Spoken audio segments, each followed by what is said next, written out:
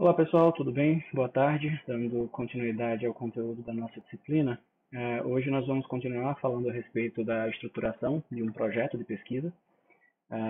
Então, só retomando alguns aspectos que a gente já viu nas aulas passadas, nós falamos sobre a definição, né, do tema e os objetivos de um projeto de pesquisa.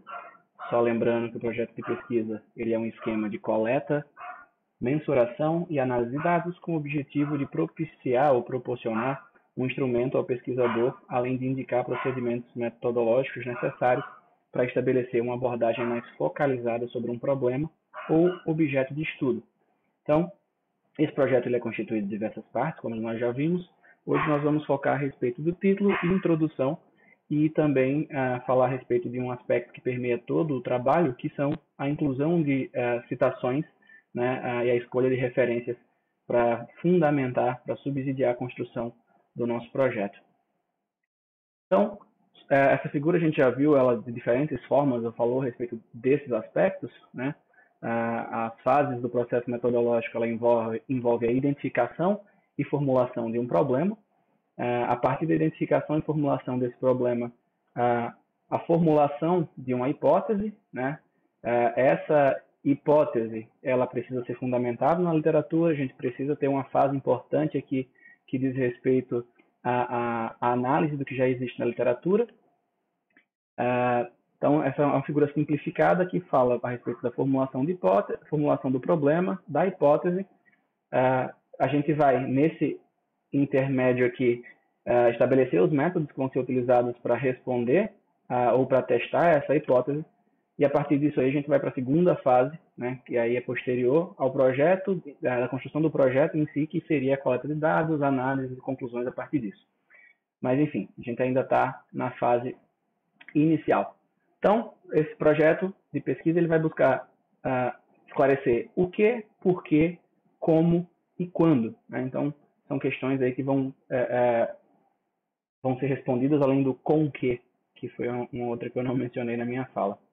Então, uma das primeiras partes, né, diz respeito ao título, é algo mais simples, mas é importante ser mencionado. O título, né, eles devem ser definidos com clareza e objetividade e de forma operacional, especificamente em se tratando do trabalho, né, do resultado final, do TCC, da dissertação, da tese, do artigo, enfim.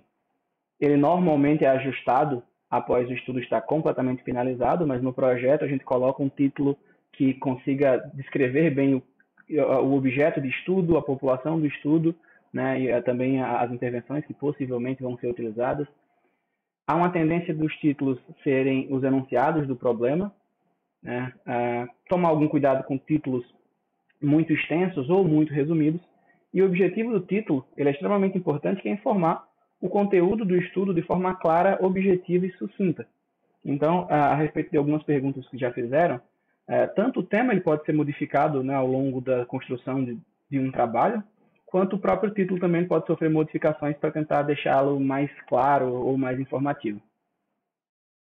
Então, alguns exemplos de títulos pouco informativos, né, títulos vagos. A dança na escola. O que especificamente? Né? Tem muita coisa aí que acaba não sendo esclarecida, né? Simplesmente colocando a dança na escola. Ou atividade física em adolescentes. Atividade física de que tipo? No horário de lazer, relacionado a algum tipo de atividade, por exemplo, na escola, enfim. Formação profissional em educação física. Também um título aberto que não deixa muito claro do que o trabalho se trata. Então, uns outros detalhes importantes a respeito do título, além dele não ser vago, né, é que raramente as informações sobre questões metodológicas elas são explicitadas no título. Né? Às vezes as pessoas querem colocar tanta informação no título que o título fica parecendo um resumo. Mas, em alguns casos, isso pode ser interessante. Né? Então, tem aqui um exemplo, estilo de vida de uma amostra representativa de trabalhadores da indústria do estado de Santa Catarina. Então, quando essa informação ela é importante, normalmente é porque a característica do local aonde está sendo realizada a pesquisa, ela tem alguma relação com o desfecho. Né? Ela pode influenciar de alguma maneira, por isso é importante saber. E eu trouxe para vocês aqui um exemplo, que foi esse artigo que a gente publicou esse ano, que o título do artigo é Bicicleta como meio de transporte no mundo real, caracterizando a intensidade e rotas do ciclismo em adultos na cidade de Natal, Brasil. Por que a gente especificou a cidade de Natal, Brasil? Pedalar aqui é diferente de pedalar num outro lugar? E a resposta é sim. Principalmente quando o estudo foi realizado, a gente não tinha nem ciclovia, nem as faixas compartilhadas que nós temos hoje, né? Então, as pessoas que utilizavam a bicicleta como meio de transporte precisavam dividir o espaço com carro, com ônibus, com moto, com caminhão, enfim, com carroça, né? Então, possuía uma característica diferente. É diferente, por exemplo, utilizar a bicicleta como meio de transporte aqui no Brasil, né, principalmente numa cidade como Natal, que não tem essa infraestrutura, do que fazer isso em Amsterdã, na Holanda, onde você tem toda a integração cicloviária e que permite, por exemplo, que eu ande com mais segurança do que aqui. Então, isso poderia influenciar tanto as distâncias do percurso, quanto a própria intensidade. Além disso, as características da cidade, ela pode influenciar. Então, nesse caso, é algo pertinente, porque é a característica, né, específica que define Natal. E um outro fator é que a gente vive num país de nível médio de renda, diferentemente de países com alta renda per capita. Então, são outras características que também podem influenciar nos desfechos desse estudo em particular, certo? Mas outros estudos que nós fizemos por aqui, por exemplo, estudos no laboratório, não tem no título, você não vai encontrar no título, talvez nem no trabalho, que o estudo foi realizado em Natal, RN, Brasil, né? Se você for ver as afiliações dos professores, vocês vão ver que tem lá, né, a instituição de origem, mas não estava escrito isso no trabalho, porque não é pertinente.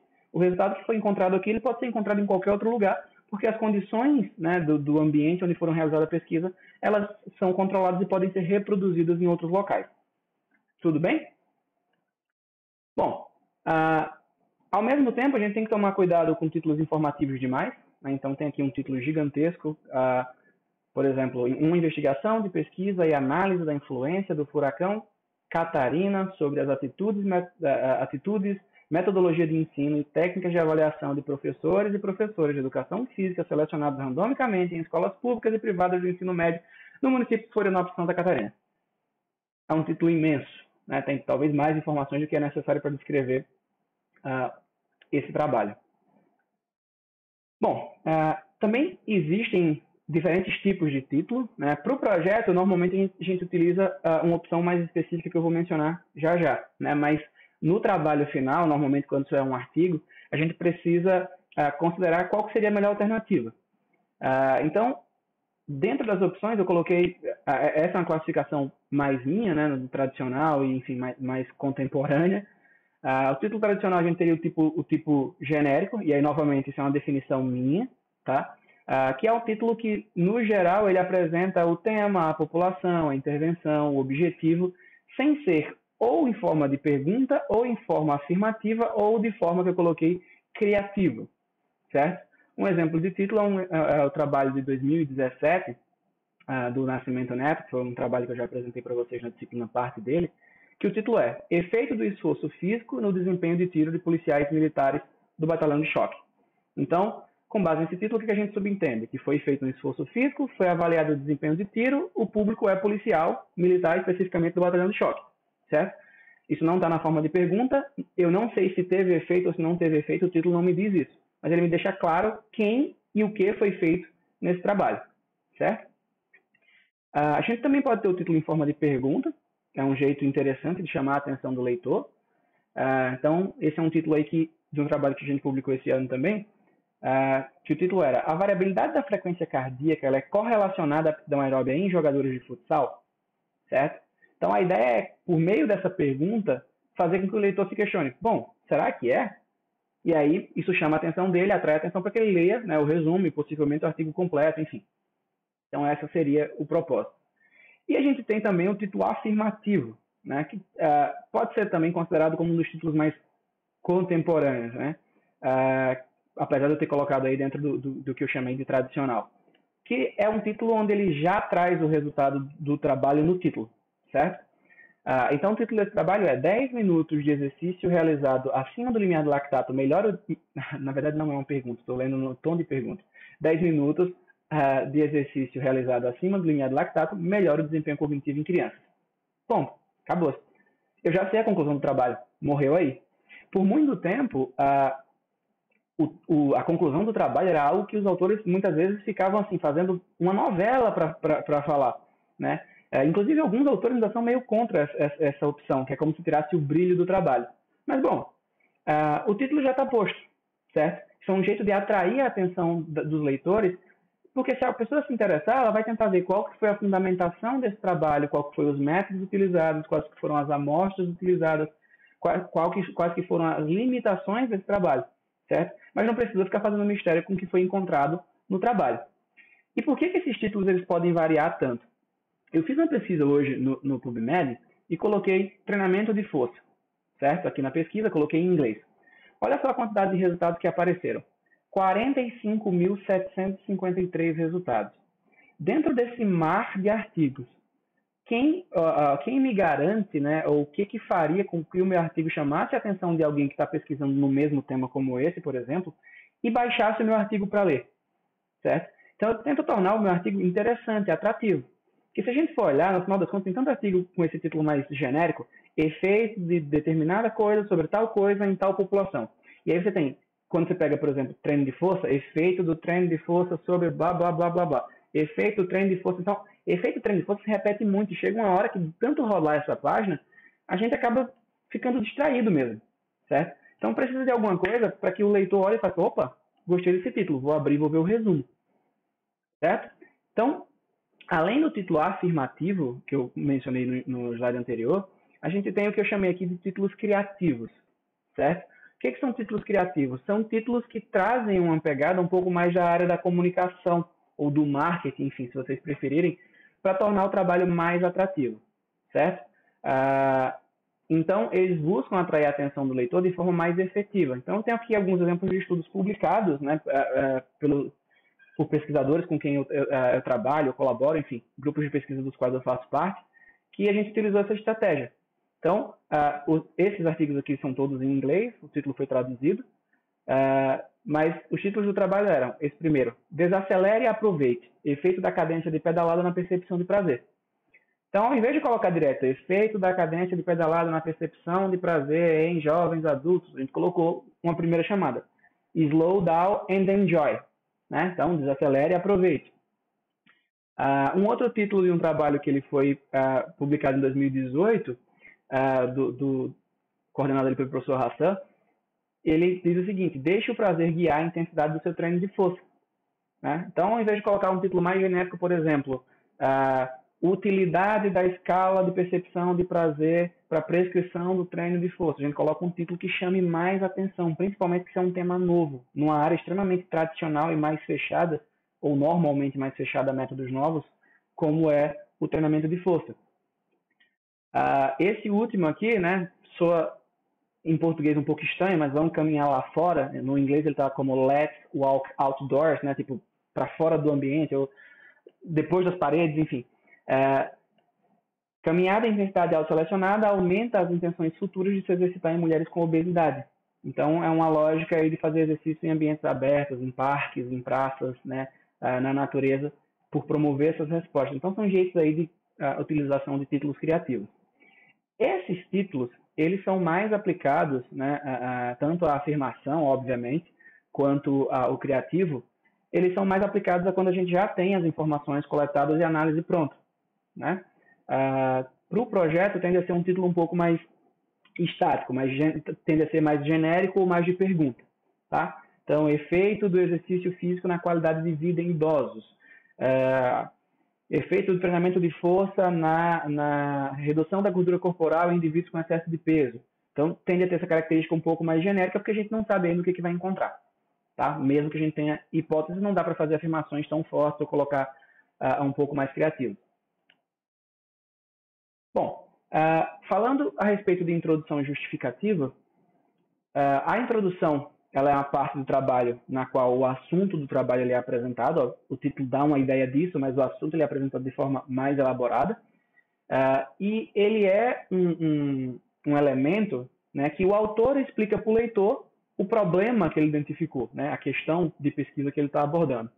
Então, na introdução, é o meio, né, além do título que a gente já chamou a atenção, de tentar captar a atenção do leitor para o que está se fazendo, para o que está se propondo na pesquisa. né? E normalmente, se o leitor passou do título, passou do resumo, chegou na introdução, a introdução vai ser o que fixa a atenção dele. Se a introdução não for muito boa, muito provavelmente o indivíduo desiste de ler o trabalho. Isso não é determinante, mas precisa ter uns argumentos consistentes até para indicar a qualidade do trabalho. Bom, então, na introdução a gente tenta ganhar o entusiasmo do leitor para que ele leia o resto do trabalho. E se a introdução for bem feita e bem organizada, ela já é meio caminho andado para ter um bom trabalho, né? Principalmente se a etapa de revisão da literatura for bem feita, isso nos dá fundamento até para fazer a discussão dos resultados. É importante, né, perceber que através da introdução o leitor terá uma ideia geral da finalidade do projeto, né, e quem que vai ser esse leitor? Pode ser alguém que pega o meu artigo posteriormente, pode ser o comitê de ética que vai ler as justificativas, né, para a realização daquela pesquisa, ou pode ser os membros da minha banca que vão avaliar o meu trabalho, ou pode ser, no caso, eu, professor da disciplina, que vou avaliar os projetos de vocês. Através de um texto curto, mas muito bem organizado, se tem que explicar quais os objetivos e argumentos que você vai usar ao longo do desenvolvimento do seu projeto. Bom, na introdução também é importante a gente referir quais os motivos que levaram a escolher o assunto, né? E é importante não se alongar nessa descrição, até para não tornar algo mais maçante. Anteriormente o pessoal falava para a gente dar uma justificativa acadêmica, uma justificativa social, uma justificativa pessoal. Mas do ponto de vista prático, não cabe no projeto dizer, eu resolvi estudar treinamento de força porque eu sempre pratiquei musculação. E eu gosto da musculação, eu acho uma área atrativa a musculação. Isso não vem necessariamente ao caso. Justificando pelo meio dos aspectos sociais, né, e acadêmicos ou científicos, eles já são suficientes. E é importante também sempre, quando finalizado o trabalho, rever a introdução. Isso, quando eu digo finalizado o trabalho, é finalizado o trabalho como um todo, não apenas o projeto, né? Mas rever a introdução, porque normalmente a gente já leu mais, já refletiu mais, já voltou mais vezes para artigos, né, ou capítulos de livros, ou livros inteiros que nós já tínhamos lido. Então a reflexão está, né, mais madura. Então a gente pode querer revisar e corrigir alguns aspectos, isso também não tem problema, tudo para deixar o trabalho o melhor possível. E, no geral, a gente fala que uma introdução bem construída, se ela for bem construída, se você esconder o objetivo do leitor, ele é capaz de dizer, pelo menos em linhas gerais, quais que são os objetivos do seu trabalho, de tão claro que está a construção das ideias na introdução. Bom, então, quais que são as informações encontradas na introdução? Então, primeiro, obviamente, a formulação da situação-problema.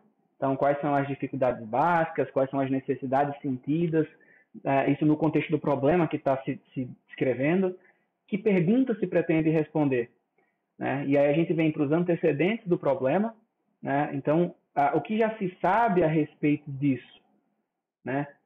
Então tem, por exemplo, tendências atuais relativas ao problema, pontos de debate, preocupação social,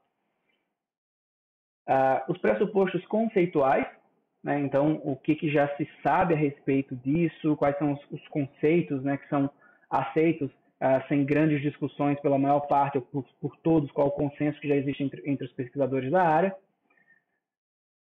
Além disso, a formulação, né, das hipóteses, que seriam aí afirmações provisórias a respeito de determinado problema em estudo, o resultado esperado, a importância ou a justificativa do estudo, né, então a implicação de natureza teórica, né, ou aplicação prática para a solução de problemas. Em alguns casos também é importante a definição de termos, né, então conceitos chaves do estudo, trazer alguns conceitos operacionais que vão ser utilizados. Então, por exemplo, eu vou trabalhar com atividade física, eu vou trabalhar com exercício físico. Qual é o conceito de atividade física? Qual é o conceito de exercício? Em que eles se diferenciam, né? Ou em que eles se assemelham também? E também apresentar a amplitude e delimitação do estudo. Então, qual é o meu campo de interesse? Então, isso a gente vai construindo ao longo da introdução. Então, aspectos importantes da introdução, né? A introdução ela precisa ser objetiva, concisa, coerente, lógica, atraente, utilizar a literatura, né? Isso é importante, não é um post em um blog, não é um post em uma rede social, é um trabalho acadêmico, a gente precisa estar fundamentado nessa escrita. Os parágrafos eles devem apresentar ligação entre si, né? Isso é um erro comum, principalmente quem está iniciando, de escrever parágrafos que não têm conexão com o outro, né? E a gente não consegue ter essa ordem lógica no texto. E aí algumas dicas importantes, né? Escrever um roteiro com uma sequência de raciocínio a ser desenvolvido, o que a gente chama de plano de texto, isso é crucial. Então, o que seria esse plano de texto? Vamos lá, eu quero fazer um trabalho sobre efeito do exercício físico na qualidade de vida de pacientes com depressão, por exemplo. Bom, então, falando do problema, o que é a depressão? Né? Conceitua a depressão, eu vou primeiro conceituar a depressão, eu vou falar a respeito da epidemiologia da depressão, quantas pessoas tem, qual é o custo que isso tem para o sistema público ou privado de saúde, qual é o impacto disso na vida das pessoas. Né? Então, eu caracterizei, o primeiro ponto seria a definição e epidemiologia da depressão. O segundo ponto seria, por exemplo, forma de tratamento. A gente tem um tratamento medicamentoso, tem um tratamento não medicamentoso. Vou falar sobre esses pontos para puxar o link com o exercício. Né? O que seria o exercício físico e como o exercício poderia atuar nesse aspecto? E aí eu vou descrever. Né? O que já se sabe a respeito disso? O que os estudos anteriores mostraram? Então eu vou descrever esse ponto e aí, por fim, eu apresento a justificativa e o objetivo. Então, o meu plano de texto é falar sobre caracterizar a depressão, epidemiologia da depressão e custos, né? Vou falar sobre tratamento de depressão, medicamentoso, não medicamentoso, vou falar sobre o exercício em pacientes com depressão, fazer um link com a literatura a respeito que a literatura já mostra, e por fim apresentar a justificativa e os objetivos. Né? Percebam que é o seguinte, eu preciso dizer declaradamente qual que é a minha justificativa? Vamos pensar nesse exemplo da depressão. Eu tenho lá no começo falando que a depressão atinge, sei lá, eu não lembro exatamente se é esse valor, estou dando um valor hipotético, 1/3 da população mundial. 33,333% das pessoas têm depressão, né? Moderada ou severa, por exemplo. E eu falo que isso afeta a qualidade de vida, eu falo que isso afeta o desenvolvimento no trabalho, as relações sociais, isso também traz diversos outros problemas nas diversas esferas de saúde, que isso tem um custo individual e para os sistemas de saúde, público ou privado, de XYZ. Não já está ficando claro qual que é o problema, ou qual que é a justificativa de eu avaliar formas de combater esse problema? Vocês concordam comigo? Eu imagino que sim. E aí, quando eu vou falar, por exemplo, do tratamento medicamentoso, o medicamento tem um custo. O medicamento também tem efeitos colaterais, certo? Então, à medida que eu vou construindo a introdução, percebam que a minha justificativa ela também vai sendo construída. No final, normalmente, a gente só coloca de forma mais declarada. Então, considerando os impactos, por exemplo, da depressão na saúde do indivíduo, nos gastos do sistema público de saúde, do efeito da medicação, né, tanto nos aspectos financeiros quanto de saúde dos pacientes, é importante analisar estratégias não medicamentosas de combate ou tratamento da depressão, certo? Então, esse seria o meu plano de texto. Isso é importante para que eu alinhe o que eu estou escrevendo com o meu plano, para que eu não perca, né? O plano de texto serve como uma bússola, para eu saber sempre para onde é que eu quero chegar, certo? E, de modo geral, a gente considera que os objetivos eles são a conclusão da introdução. A introdução é um item à parte do texto. Então, a minha conclusão da introdução são os meus objetivos. Para chegar no meu objetivo, eu preciso que o leitor esteja convencido que aquilo seja a coisa mais importante do mundo a ser feita. Tá bom? Então, alguns elementos que a gente já comentou, né? Contextualização, problematização, questões norteadoras, os objetivos, a relevância da pesquisa. Então, no geral, a gente parte de um contexto, né, mais abrangente para um menos abrangente. Então, a gente sai de um contexto, passando pelo problema, pelas questões específicas, apresentando os objetivos, e aí, dentro da justificativa, a gente vai apresentar: é relevante? Num contexto social, qual é a relevância? Num contexto acadêmico, qual é a relevância? Na contextualização, a gente vai trazer os principais conceitos, em alguns casos, a história do tema. E por que estou dizendo em alguns casos? Quando isso for pertinente, certo? Porque senão fica um trabalho muito chato de ler. Vocês não têm ideia. Se vocês não têm, pega um trabalho e vai ler, para vocês verem. Por exemplo, eu vou trabalhar com futebol. Eu quero saber sobre o efeito de jogos reduzidos, né, tipo mirim, no desempenho físico de adolescentes que jogam futebol. E aí, ao invés de trabalhar isso de uma forma mais objetiva, eu vou falar que o futebol nasceu em 1800 preto e branco lá na Inglaterra e foi trazido para o Brasil. Qual é a relevância disso para o trabalho? Nenhuma. Colocando em termos práticos, na maior parte das vezes é só encheção de linguiça, certo? Eu sei que é uma expressão extremamente popular, né, que vocês devem entender. Fica uma coisa assim meio sem sentido. A história, né, do tema, quando for o caso, ela precisa ter relação, certo? Por exemplo, talvez, se eu estiver falando do coronavírus, né, a gente tem ali uma relação temporal com o coronavírus. O coronavírus surgiu em 2019, por isso Covid-19, né? E o status de pandemia de epidemia para pandemia foi mudado em torno de março de 2020, né? E aí, por exemplo, se eu for avaliar alguma coisa relacionada com comportamento, né, atividade física, por exemplo, atividade física antes da pandemia e durante a pandemia, eu preciso trazer um contexto histórico para poder nortear as pessoas que até determinado ponto a vida estava seguindo seu fluxo normal e a partir de um ponto a gente estava preso dentro de casa ou tendo que usar máscara em ambientes, enfim, e assim por diante. Então, nesse caso, percebam que a história ela tem relação com o que eu estou, de fato, trabalhando, certo? E não é algo que está ali, enfim, de forma mais genérica. Dados epidemiológicos, eu já comentei isso quando falava a respeito do exemplo da depressão, né? Se é um problema de saúde, o quanto isso afeta, né, um caso de uma doença ou um caso da inatividade física, o que as estatísticas mostram, quantos por cento das pessoas no mundo praticam ou não praticam atividade física em quantidades suficientes, e no Brasil, em Natal, enfim. E aí a gente vai dar esse contexto, informações sobre custos, né, se a gente está falando de medicação, de problemas de saúde, ou mesmo o custo da inatividade física, que isso também existe, né? Então, falar a respeito como um todo, né, o contexto no qual o tema ele se enquadra. Na problematização, a gente vai falar a respeito do problema que pretende abordar no trabalho, as lacunas que já existem, né, o que não está totalmente claro a respeito desse contexto, e é importante destacar que dentre essas lacunas tem que estar presente, né, e em evidência a lacuna que o seu trabalho vai preencher, certo? A ideia é que todo trabalho ele seja um tijolinho a mais no muro de conhecimento, certo? Então, qual é o tijolinho que esse seu trabalho ele vai trazer? Né? É um público novo que está sendo estudado, mas que não foi visto ainda? É uma intervenção nova que está sendo testada e que não tinha sido testada ainda naquela condição específica? Né? Por exemplo, o exemplo do artigo da bicicleta que a gente estava falando, existem outros estudos que avaliaram a intensidade e as características das rotas? Existem. Feito em Amsterdã, né, capital da Holanda, feita na Dinamarca, né, que é um outro país com nível de renda, né, com alto nível de renda per capita, enfim, com características muito diferentes. Mas nenhum trabalho desse tinha sido feito em locais, né, com características similares às do Brasil, né, em países com nível de renda médio, ao mesmo tempo com muito menos infraestrutura. A gente tem uma quantidade de mortes por ano, né, por acidente de trânsito extremamente alta. E a morte por atropelamentos de pedestres e ciclistas representa uma parcela importante disso.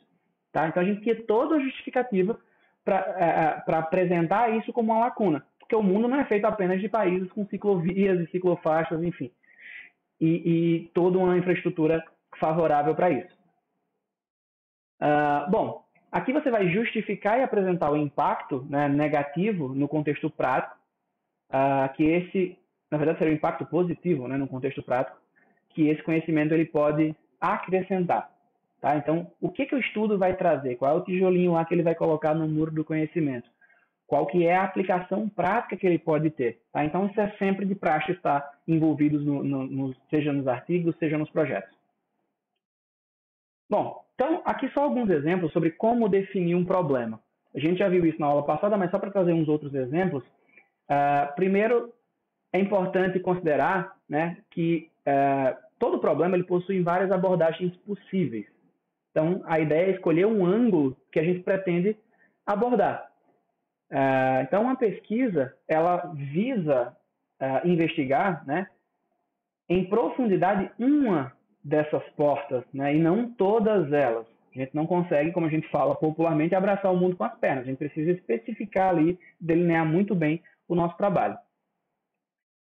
Então, enfoques genéricos ou muito abrangentes, eles devem ser evitados. Então, vamos considerar um problema aqui. Como exemplo, eu vou dar várias questões relacionadas a cada um desses ângulos. Por exemplo, a evasão escolar. A gente pode avaliar o problema da evasão escolar por um ângulo econômico. Então, os alunos, eles evadem porque lhes falta o dinheiro, porque eles precisam trabalhar para sobreviver, porque os pais não ajudam o suficiente, poderia ser um ângulo de pesquisa sobre a evasão escolar. Um outro ângulo seria o psicológico. Como os alunos que deixam de frequentar a escola se percebem, né? Como é que é a autopercepção deles? Eles experimentam sentimentos de fracasso quando estavam na escola? Com o que eles se identificam, né? O que esses alunos valorizam? Por um ângulo pedagógico, os conteúdos e os métodos de ensino são convenientes para os alunos que evadem? Os alunos que deixam de frequentar a escola não preferem aprender a partir de outros métodos de ensino? Percebam que o ângulo é completamente diferente para um mesmo problema. Por um ângulo social, os alunos em um ambiente familiar e social que favorece, ou melhor, os alunos vivem em um ambiente familiar e social que favorece a evasão? A que grupos, né, sociais esses alunos pertencem? Se o ambiente familiar valoriza os estudos? A gente pode ter ainda um ângulo histórico. Que vida escolar esses alunos tiveram? Pode determinar em seu passado sinais anunciadores de evasão? A evasão é mesmo um fenômeno novo? Possui características novas?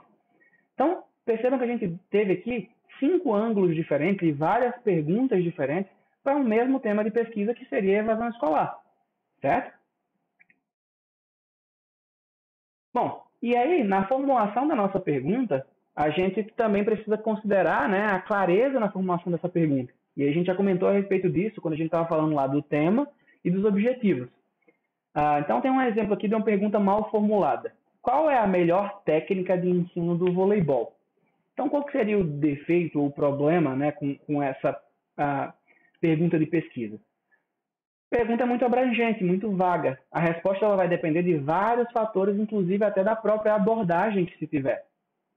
Então, possíveis soluções, né, para esse problema da questão do voleibol. Qual técnica de ensino do voleibol que apresenta maior impacto no gasto energético de adolescentes? Qual a técnica de ensino de voleibol que apresenta melhores resultados em relação à aprendizagem de movimentos em crianças? Qual a técnica de ensino de voleibol que apresenta maior impacto na socialização de crianças em situação de risco? Perceba que a delimitação aqui está muito mais clara do que simplesmente perguntar qual a melhor técnica de ensino de voleibol. Bom, as questões norteadoras ou as nossas hipóteses, elas vão apresentar aí os trabalhos anteriores, né, apresentar os dados desses trabalhos que já foram realizados, destacar as limitações que esses trabalhos apresentavam, né? Então é o que era uma amostra muito pequena, foi num contexto muito específico, né? O que esse estudo não avaliou, que ainda é importante saber, né, que seriam os impactos dessas limitações. Tudo isso precisa estar contemplado dentro desses aspectos. E justamente esses estudos anteriores que vão nos dar fundamento para construir a hipótese. Com base no que a gente viu, com base no que a literatura mostra, o que é possível esperar? Bom, a justificativa, né? A gente vai, como o nome sugere, justificar a relevância, né? Apresentar a justificativa, a relevância do nosso trabalho. Então, escrever de modo claro e científico qual a importância e o impacto, né, do projeto para a comunidade científica, para a sociedade de uma forma geral. E aí isso vão ser considerados aspectos da validade interna e validade externa, que a gente já comentou em diversas outras aulas, até que foram questões de prova, e a gente novamente retomou esses aspectos. Essa justificativa ela pode ser com base na literatura, né? Ela pode ser com base em problemas que se pretendam resolver num contexto mais prático. Então, alguns aspectos que podem serem utilizados para a construção da justificativa. Por que estudar esse tema? Quais são as vantagens e benefícios que a pesquisa irá proporcionar? A importância econômica ou social ou ambiental? E, importantemente, isso deve ser convincente. Eu estava falando que a introdução ela tende a atrair a atenção do leitor, mas, ao mesmo tempo, ela é uma forma do que a gente chama de vender o peixe. Vender e convencer de que esse problema de pesquisa ele é importante de ser estudado. A realização dessa pesquisa ela é necessária. Isso pode ser para um órgão de fomento, certo? Para você conseguir recursos para comprar equipamentos, para poder realizar a pesquisa, né? E assim por diante. Bom, eu vou encerrar esse vídeo por aqui e aí depois eu retomo com um novo vídeo a respeito de escolha de referências e citações que também complementam esse conteúdo. Tudo bem? Um abraço a todos e até já!